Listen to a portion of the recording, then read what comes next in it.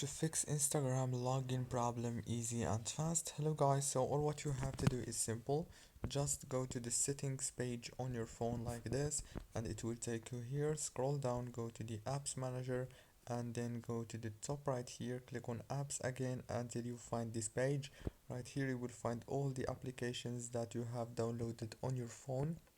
Scroll down until you find Instagram, and after you find it, all what you have to do is click on it, and after you click on it, it will take you directly to this page. Now all what you have to do here is make sure to go to the data usage and make sure that the mobile data and Wi-Fi is enabled, and then go back, click here on the storage and click on clear data and clear cache, then go back, click here on this force stop option, and after that all what you have to do is reopen Instagram and the problem is gonna be fixed.